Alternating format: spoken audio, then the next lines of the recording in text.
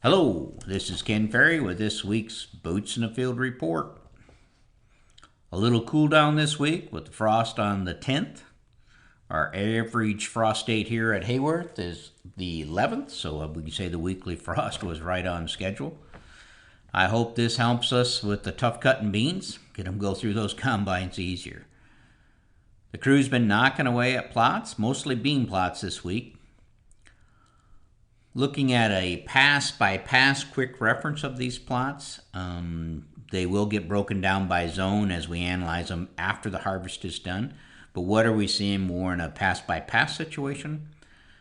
I would say the premium to planting early looks strong.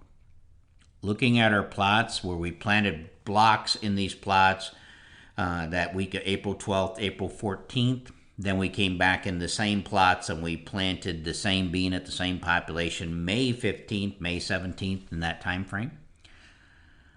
Our group 3-2 beans in one plot had a 5.4 bushel advantage to be planted early. Our 3-3 beans in one plot had a 12.3 bushel advantage to being planted early. 3.7 maturity bean had a 10.4 bushel advantage to being planted early.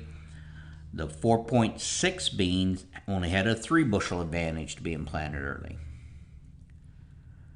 We had a plot looking at beans planted in 30-inch and 15-inch rows at the same population, and again both planted April 12th versus being planted May 17th.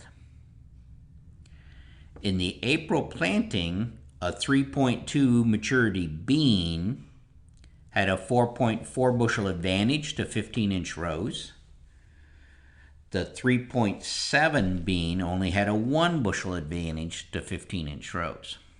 Now those two beans planted May 17th, and looking at it there, the 3-2 bean had a 5.8 bushel advantage to 15-inch rows. That 3.7 bean now had a 6.5 bushel advantage to being planted in 15-inch rows over 30s. Now, based on the considerable amount of water hemp that had to be walked out of the 30-inch rows compared to the 15s, I assume the advantage is due to better sunlight capture.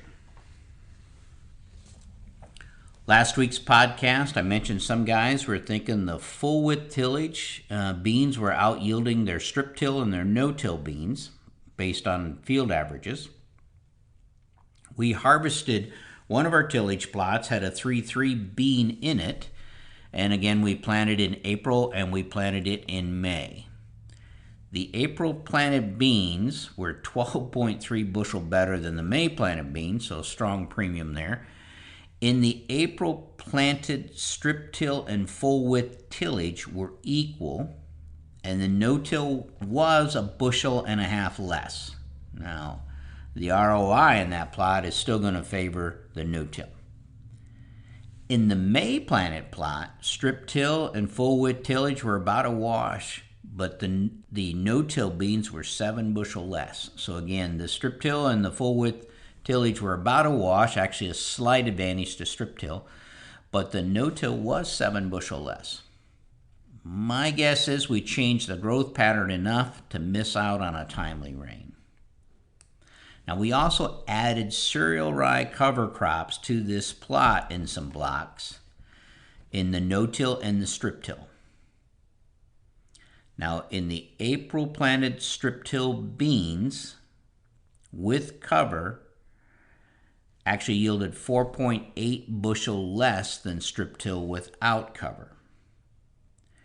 In the April planted no-till beans with cover yielded 14 bushel less than the no-till without cover. Obviously, we must have delayed maturity enough to miss out on some of the early flowering, and then we got caught in those dry conditions in June. Now, here's the crazy part. In the May 17th planted replications, the strip till with covers yielded 1.5 bushels better than strip till with no covers.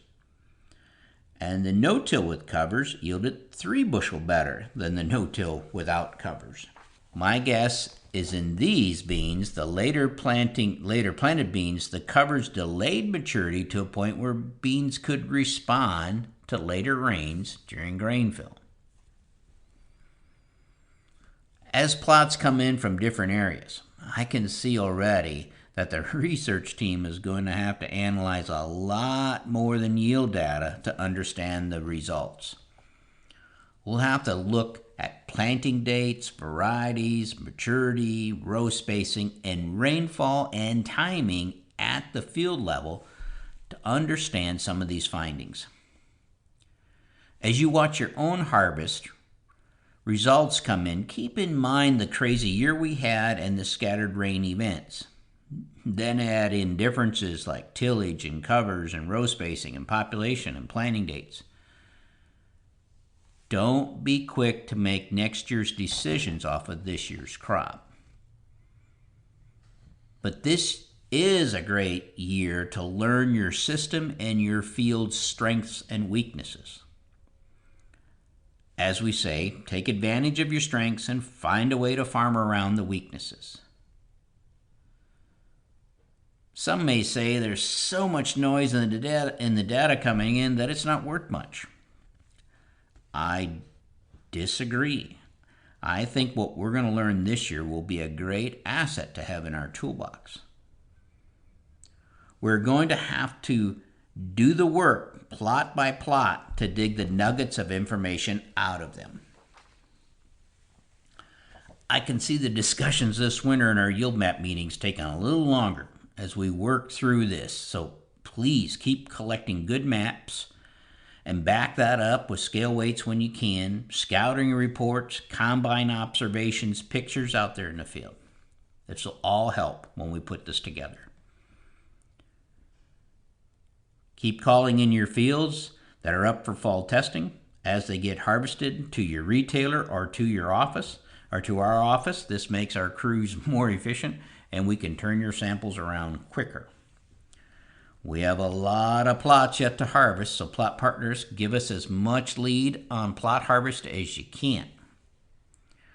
We'll try to keep you updated on some of the plot data as we see things, but a deep dive into all the plots will come in the winter seminars. To stay up to date, check out our website at croptechinc.com and subscribe to our podcast, Boots in the Field Report. Keep her safe, keep her moving.